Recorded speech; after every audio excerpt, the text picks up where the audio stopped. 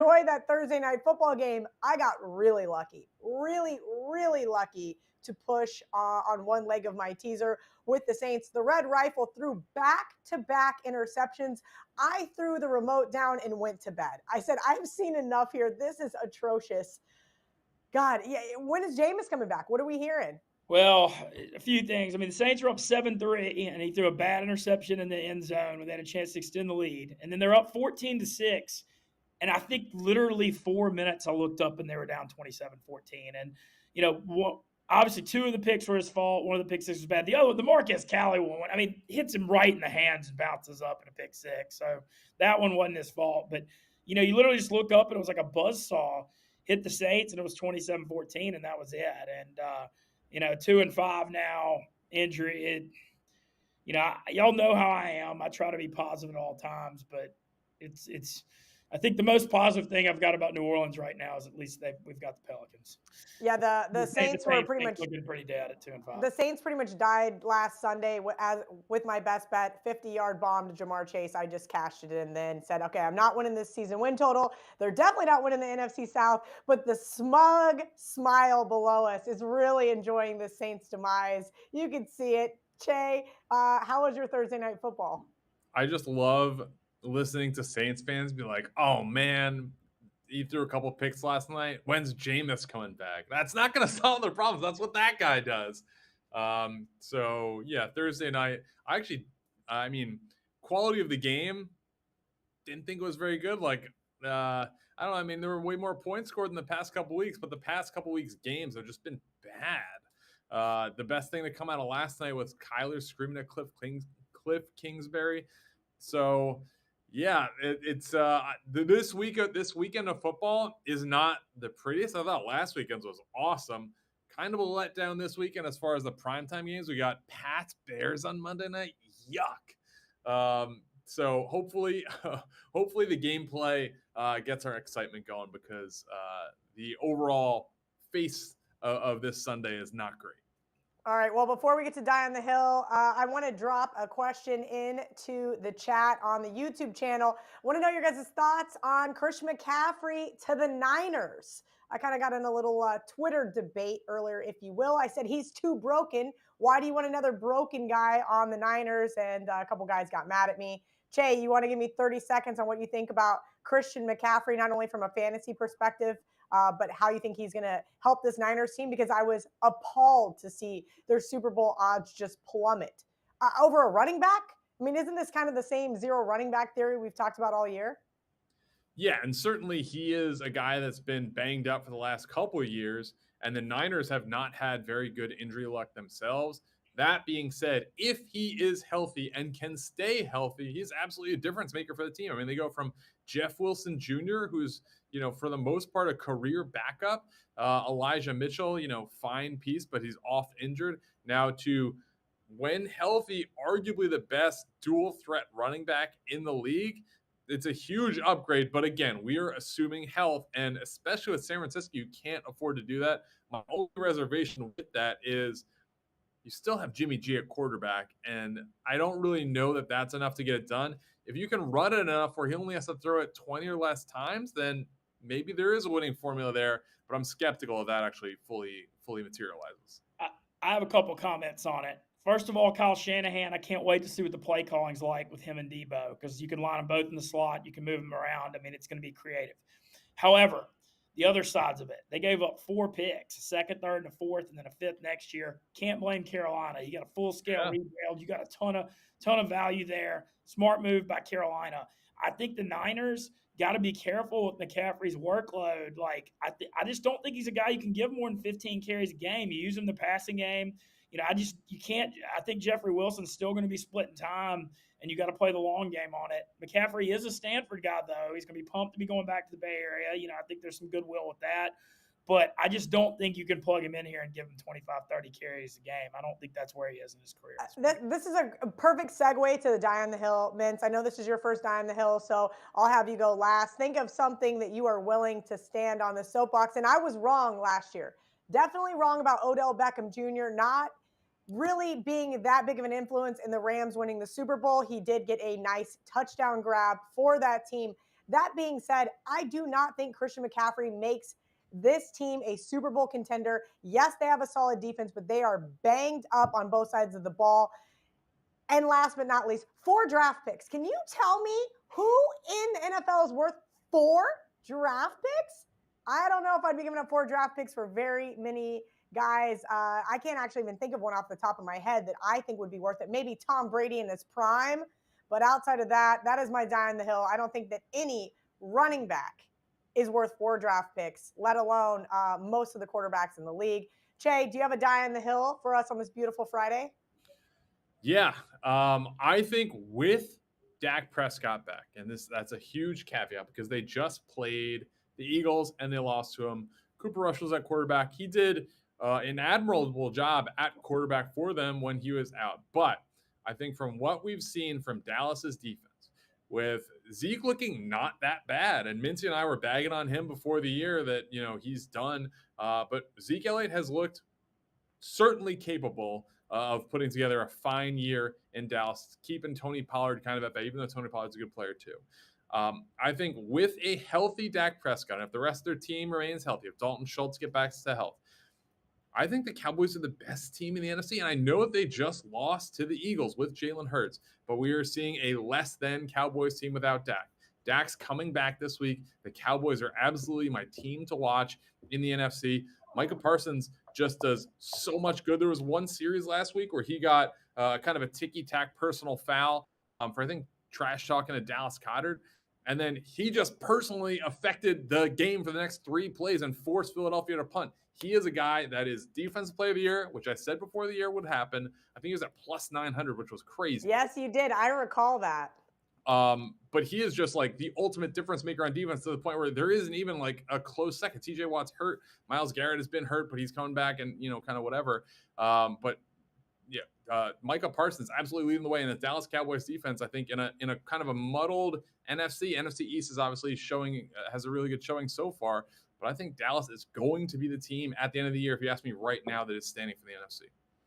That is just nuts. That is nuts. I don't know if I'm in agreement with Cheah or not. We'll see how healthy Dak really is. Apparently has a lot of screws in that thumb.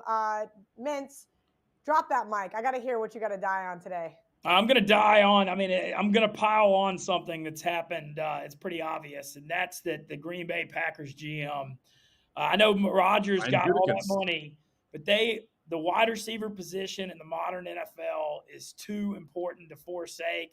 They got rid of Adams. They acted like we got Aaron Rodgers, so it doesn't matter who's playing receiver, and their offense is screwed right now because they've stripped it down to bare bones and invested so much in that defense. And, it's kind of a double-edged sword because they gave Aaron Rodgers $50 million a year, so that's part of it. Rodgers took the money, but their decision-making to forego the skill positions at wide receiver, through all these years, no first-round picks, letting Devontae Adams go, they've screwed themselves. And, I know Rodgers could end up salvaging like a wild card or something, but the lack of playmakers in modern NFL, it just doesn't work like that since the rule changes last few years. Yeah, no zero running back or no zero wide receiver works. We know zero running back might work, but the Packers trying that no wide receiver thing is just not great. No. This Packers team is in a world of hurt, and special teams has been doing them no favors. Mintz, I'll be honest, I thought you were going to go in. I know this is the NFL show, and yesterday was the college show. I totally thought you were going to die on the Ole Miss versus LSU. Oh, no, I will. I didn't realize that. I thought you were asking me an NFL question. I'll go ahead and die on another hill while we're at it. I'll make it quick. I've never seen anything like this BS all week. So Ole Miss is number 7 and undefeated. LSU's unranked. LSU's a 1.5-point favorite. I get that. LSU's at home in Death Valley. There's a lot of history. But not one person, not one that I know has taken Ole Miss. I've never seen anything like this. Dave, Big Cat, Hank, every media person at Baton Rouge, LSU's their lock. Oh, hell no. It's a different era now. Lane Kiffin's 17-2 in his last 19. We saw what LSU looked like 2 weeks ago against Tennessee. All of a sudden, they're the freaking lock? What? Rebs are going to get it done in Death Valley tomorrow. And I just can't believe how little the disrespect all week to Lane Kiffin. I have to agree with you. I think we'll see this one keep ticking up towards LSU. Mintz. LSU +3 on Sunday when it opened. all day. No, LSU LSU -3. -2 now or 3. Yeah, we're going to see. We saw some threes hit yesterday. Obviously, there was some buyback. I think pretty much the dust is going to settle around 2.5. I don't know what to make of this game. You mentioned Lane Kiffin is an excellent ATS coach, but I had to get your opinion on it. It's been you versus Megan. She's got Ole Miss hate week. You've got LSU hate week. We're really enjoying it here on Money Shots. I have not decided who I'm really cheering for. Mincy making money or Megan making money yet. Maybe both teams can lose. No, it's just crazy though to me how little. Like, I mean, I You're get not for like, wrong. well, Kelly, as a gambler, a big trend that people talk about all the time is that unranked home favorite over a ranked team in college. But there comes a point where it's like too public, and this one's just hit it. I mean, I know Ole Miss has a bad history in Death Valley, and I think a lot of people are gun shy because of that. But I mean, it's a new day for Ole Miss. Okay, Sports. last college football topic, everyone- only because Megan and I have been arguing about this for 2 weeks now. Who actually owns the Death Valley title? Is it LSU or Clemson? I mean, I grew up in Louisiana, so it's LSU. Then you can settle that debate. I posted it on my Instagram yesterday. I had a couple of guys come to my backing. Mintz, I'm going to come back to you for an NFL best bet here shortly, but I know Cheah has a laundry list of props for this weekend. Yeah, so they're still coming in. And I'm going to change things up. I typically give my go for 2 parlay, which is quarterbacks to throw over 1.5 passing touchdowns on this. I'm waiting for one final one, but assuming Zach Wilson comes in at 1.5 passing touchdowns, I'm actually going to do the inverse. So before last weekend, scoring was down across the NFL over 3 points a game from the year before. We've seen way fewer guys throw for 2 touchdowns with regularity. The guys I like this weekend, I'm going to take 3 guys to throw under 2 touchdown passes. And it's going to be Trevor Lawrence going against the Giants, which is kind of weird, right? Because the Jaguars are favored in this game against the 5-1 Giants. I'm going to take Trevor Lawrence to throw under 1.5 passing touchdowns. I'm also going to take Taylor Heineke. His line is at 1.5. The Packers have one of the top 5 defenses against the pass as far as passing touchdowns. And then Zach Wilson, assuming he comes in at 1.5, he could come in at 0.5. I'm waiting for that line to come out in the Barstool Sports book. But once that comes in, I'm going to parlay those together. I do not have the odds for you just because Zach Wilson's line out. But those are the 3 that I'm targeting. Denver is awesome against the pass as far as defense. And obviously, they have to account for a total dud at quarterback, Kelly. That's the parlay I'm going to roll with. For quarterbacks this weekend, I will have a big brain parlay that'll come out later, and I'll probably do a touchdown one too. So stay tuned for those. But that's what I like early. Lines are still coming in if you don't have like the rushing and receiving yet. I love that. My best bet this week is the Broncos. It made me almost physically ill to say that on my shows this week. I got to pick them on Wednesday. It is now back to -1, but it has 0 to do with whether it's Brett Rypien or whether it's Russell Wilson. It has everything to do with that Denver defense. So glad the mad data scientist agrees with me there. Hopefully you can get that under 1.5 touchdown passes with Zach Wilson. Looks like another terribly boring under game in Denver. Maybe the Jets aren't as good as we thought. We'll see. Remains to be seen here with Zach Wilson. Last year, he threw 2 interceptions versus this Denver Broncos team. Mintz, do you have any player props, any props you're looking at before we get to best bets? I've got a few. I've really got a couple of best bets I want to hit. Well, first of all, player props. It isn't out yet, but I'm big on whatever Dak Prescott props you can find on his game 1 back against that terrible Detroit defense. I think Dak's been hearing this talk that they were winning with Cooper Rush last few weeks. Obviously, we saw what happened Sunday night with 3 picks. Dak is going to be ready. He's playing a crappy defense. Michael Gallup's back too, so now the receiving core is better. I think Dak, I'm going to go his over is pretty big at a big return. I agree. His overs actually just came out. The over under the game is 48.5. Dallas is 6.5 point favorites. Passing yard is 260.5. He's at 1.5 passing touchdowns and 22.5 completions. Well, I like him on the over on the touchdowns and the yards. I just think that he's going to want to make a statement after, it has to be a game of principle for him. And then the other one I'm going to look at is very interesting because it's like, I really like Miami against Pittsburgh a lot, the way that game sets up Sunday night. Miami's a 7-point favorite. Tua's back. The only thing with taking Miami is I'm almost to the point, can Tua get through a game? Because when he played, man, with Tyreek and Waddle, and I think you got to go against Pittsburgh on the road this year because their offensive line sucks. Matt Canada sucks, and they got a rookie quarterback. I just think you got to go against them on the road. And Miami's got a great home field. It's a weird place to go play. And so I'm looking at Miami and Tua to bounce back pretty good. But the only thing is, dang, can he get through 60 minutes? I'm with you, Mintz. I do lean towards Miami on Monday night. Che, I know you don't play a lot of sides and totals, but if you did this weekend, what are you looking at? If I did totals, I think the game I would target would be Seahawks and Chargers. Right now it's at 50, which is pretty high. I just think that game could be like a huge shootout. As far as like I could see this game going at like 60. So Geno Smith has been really good this year, and I think it's tough for fans and bettors to shake the perception of Geno Smith that we knew in New York, to realize that he's been a backup for a few years. He's really learned the ropes, and he's doing more than a good job in Seattle. And then obviously the Chargers, they've been kind of up and down, but they have shown the ability to score a lot of points. And I think, Justin Herbert is getting back to full health. The Chargers are 5-point favorites. I don't love that as much. It looks like they probably will get Keenan Allen back this week. But I just think that game could be on the higher scoring side. I do agree with you there. That does look like a shootout. I need a big game from Justin Herbert. My fantasy team's already in the shitter after last night with Zach Ertz being my starting tight end. We'll see how that one plays out. I already gave you guys the Broncos -1. I also played San Francisco +3 early in the week at 2.5. I almost feel guilty giving it out because there is a significant difference between 2.5 and 3. But at 2.5, I think that the Niners are an excellent teaser spot. So keep an eye on them there. I like this defense a lot. I know they are riddled with injury, but the line is indicating to me that most of those guys will be a go. We basically have seen how to beat the Chiefs over the last 2 years. A couple defensive coordinators figured it out. That is basically put pressure on Patrick Mahomes, take him out of his game plan, and force him to make mistakes. I think that's what we're going to see in San Francisco. At 3, I had to take it. Again, at 2.5, I think it's totally worth the teaser spot. And it sounds like Mintz agrees with me. Well, so the one gambling trend I followed for 20-something years has made me a lot of money is when you lose outright as a road favorite and you're a home underdog the next week, you just get a hell of an effort. It makes sense. It's like a backs against the wall. No one believes in us. And the Niners losing at Atlanta outright last week, this is a prime bounce back spot for them off that road loss. And then, the McCaffrey, I feel like the McCaffrey thing's given them momentum, but now people are giving them so much credit. But I'm looking at the Niners as a home dog in that spot as well, Kelly. Yeah, I had to.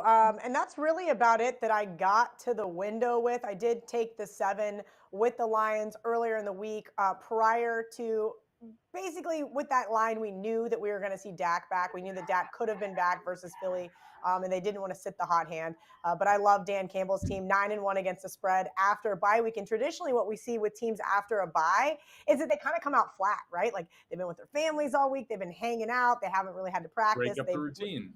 Yes, and that really affects him, but not the Lions. Lions, shockingly, are not that team, at least not historically. I thought getting a touchdown here and maybe a little overblown with Dak coming back. So those are the only 3 games I played in the NFL this week. Che, do you have anything else you'd like to add before I kick it to Mincy for his last one?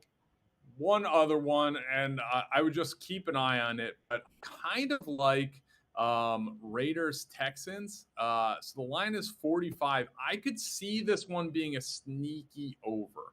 And I just think that the Raiders defense is not very good. And I think this is an area. Dameon Pierce has been really good, but I think Davis Mills has kind of been in the tank the past couple games. I think this could be a spot where they take a step forward. And I've been a big We Are Texans guy all year, and they've obviously disappointed, but I like them to at least cover the 7 against Vegas at home. So that's what I'm looking at. I'm holding a little bit on the over-under 45, but 7-point underdogs at home to the Raiders, who have not been very good. I know they're a little bit on the uptick right before the bye, but I'm not buying the Raiders fully yet. Yeah, both teams off a bye. That's going to be an interesting one there. Che, Mintz, I'm going to let you back clean up here. Give me another couple of bets you like before we head out. Okay.